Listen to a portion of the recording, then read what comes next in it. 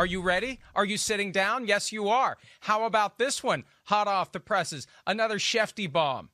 The Houston Texans have a new quarterback, and his name is Tyrod Taylor. 1 year, up to $12.5 million. Speaking of reality, it's possible that Nick Caserio, Jack Easterby, David Culley and company are finally accepting reality and preparing what could be a little bit of a transaction that would involve Deshaun Watson going elsewhere, Peter.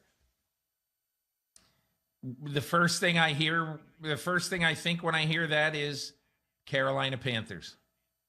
Because, Mike, I've thought all along that Carolina has got the best chance to make this deal. Now, they could probably make, a better deal because it involves the third pick overall in the draft. Because we're obviously talking about the Miami Dolphins and Tua Tagovailoa. However, I just think that when push comes to shove, that Carolina and a very aggressive owner and a willing GM and coach are going to put the most in that package, except, they can't put the third pick in the first round, but they can put the eighth pick in the first round. And this may be yet another situation for Tyrod Taylor where he shows up, they clear out Deshaun Watson, and then the Texans draft someone, and here comes Dr. Needle, and Tyrod Taylor loses his job again, right? I mean, well, he can't win. He cannot win, especially if they would do a deal with the Jets or the Dolphins and get a top 3 pick, or the Panthers, if it is the Panthers, and a top 8 pick. That's what the Panthers hold. We know the Panthers and David Tepper, they were in the team very motivated to get a franchise quarterback. The one thing we don't know about Deshaun Watson is which teams he will accept a trade to. His agent has yet to go on the record and provide a short list of the teams that Watson would play for. Carolina, Miami has always been believed to be the secret winner there. Denver, which has the 9th overall pick, also could be in play. But I think this Tyrod Taylor transaction, and up to 12.5, who knows what that means? Jameis Winston was up to 12.5, and it's really 5.5. The incentives come if you play, and Tyrod Taylor may be understanding there's a good chance he's going to play. That kind of expenditure tells me he's not being brought in with the clear-cut, you're the backup to Deshaun Watson. It feels like the dam has finally broken, Peter, and the next move is going to be having an auction, and you suggested a blind auction for Deshaun Watson when we did PFT Live on Friday. Some sort of an auction. Find out where he'll play, take the offers, leverage teams against each other, and maximize your return for Deshaun Watson. The reason that the blind auction is the smartest is it makes you, it makes David Tepper, to me, pay the most. It makes him sit around a conference table and say, hey, I know we've already offered 3 ones and Teddy Bridgewater and whatever. I know we've already offered this, but, we should consider upping the draft choice compensation to include a second round pick or, another 3rd round pick. And the way you do that is if you don't know what is behind door number 2. You are fixing to be behind door number 3. But behind door number 1 and door number 2, you don't know what that is. So a blind auction means that you're probably going to pay more than you would if you were, going back and forth with the Texans and you were trying to figure out what is the best deal we can make. Here, you've got to make probably better than the best deal you'd like to make because you're just not sure what other teams are going to do. Well, amazing that it's happened, and it really does finally suggest that what David Culley said to Jim Trotter and Steve Weish in the podcast that dropped a half hour before the press conference where he tried to say, pay no attention to that man behind the curtain, another timely reference, that comment that he made to Weish and Trotter is the truth. They were just waiting and biding their time and preparing to implement a plan so they get the bird in the hand in Tyrod Taylor before they move on. And you have to wonder whether or not Washington and Chicago are kicking themselves for moving as quickly as they did for Fitzpatrick and Dalton. And oh, by the way, not that it would happen. We've seen it happen with players. I think it's almost impossible to think a team would do this. But Washington or Chicago could say, whoa, whoa, whoa, whoa, whoa. Sorry, Andy. Sorry, Ryan.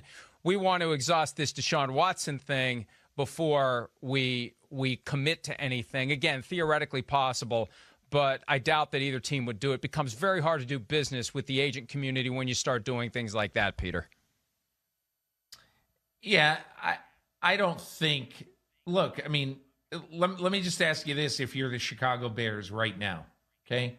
If you're the Chicago Bears right now, if you're Ryan Pace right now, there is no question that you have to, before the next 24 hours is up, you have to make sure that, Nick Caserio understands that, hey, listen, we always wanted to get in this derby. We're making this signing because we don't necessarily believe that there was going to be a derby. So this is why we're doing it. Have you changed your mind? And if so, can we get involved?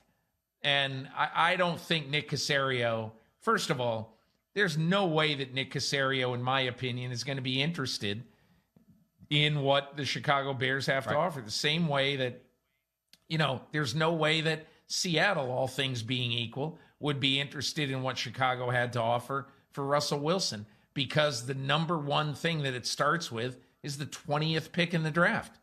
You're not answering your quarterback needs unless you, like when you drafted Russell Wilson 75th overall in 2012, there's another way down the line guy that you love and you think is a long-term starter. That's a needle in a haystack thing. Tom Brady at 199 and Russell Wilson at 75 come along once in a generation. So I doubt sincerely that happens. So I don't think that we're going to see the Bears turning their back on Andy Dalton in this deal. And I agree with you completely, Peter. I don't think Ryan Pace and the rest of the Bears' brain trust get to the point where they do the unofficial deal with Andy Dalton if they haven't exhausted every potential avenue, making sure there's no way to get from here to there as it relates to a Russell Wilson trade, making sure that Deshaun Watson isn't interested in Chicago like Wilson had Chicago on his short list, making sure that there's no one else out there. You cross off everyone else before you settle on Andy Dalton. I mean, Dalton's not your plan A per se. He's just your most viable option after you've explored all others, and that's fine. But I agree with you. Even though theoretically Washington could cut and run on Fitzpatrick and Chicago could cut and run on Dalton and get into Watson, it would be negligent for both teams or either team to have made that commitment without knowing exactly where they stood on getting Watson if it's something that would cause them to say, holy crap, whoa, stop the presses, another timely reference. They don't even have presses anymore. Stop the presses, we're going after Deshaun Watson.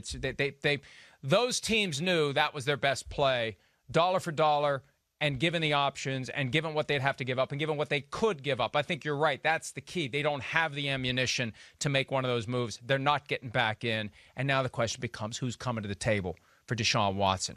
Would it be the Jets? Will it be the Dolphins? Will it be the Panthers? Who else is out there that potentially could be in play for Deshaun Watson? And with the Texans, you never quite know what the hell they're thinking. But the most reasonable interpretation of what's occurred is Deshaun Watson, Peter, now in play. Your gut reaction was Panthers. Mine is Dolphins. But it's going to be fun to see what happens. And it could move pretty quickly now that we know that the cat's out of the bag and that the Texans seem to be ready to pivot away from Deshaun Watson. Mike, I had thought all along, going back a month or so, I really thought that they were going to try to play hardball with him until after the draft. And in other words, to say, look, we're not trading you, period. No trade, no trade, no trade. And I really think that what has happened in the intervening time is a couple of things. I think that there has become, and which is why I don't think they should have done anything a month ago. I think they needed to see the resolve on, the part of Deshaun Watson. And however that resolve has shown itself, and we will find out at some point fairly soon, they clearly have seen that there is resolve on the part of the Deshaun Watson side. But I think the second thing is that it's easy. It's very easy to say, for instance, okay, we're going to make you sit the year. Okay. And Mike, theoretically, they just signed Tyrod Taylor to play quarterback for him. They still could make Deshaun Watson sit the year. They could still stick it to Deshaun Watson. You know, I doubt they will. You doubt they will. But I just believe that one of the things, if you're actually going to try to win football games this year, try to win and not have this sordid gray cloud over your head of Deshaun Watson just sitting out there, you know, and people talking about him all the time. Okay. If you don't want that, then you do have to trade him. And the best time to trade him is now, between now and the draft. I perked up when you said that, though, because, again, one of the biggest challenges for the rational, and I am willing to consider myself among the rational, some may disagree, is to predict the behaviors of the irrational.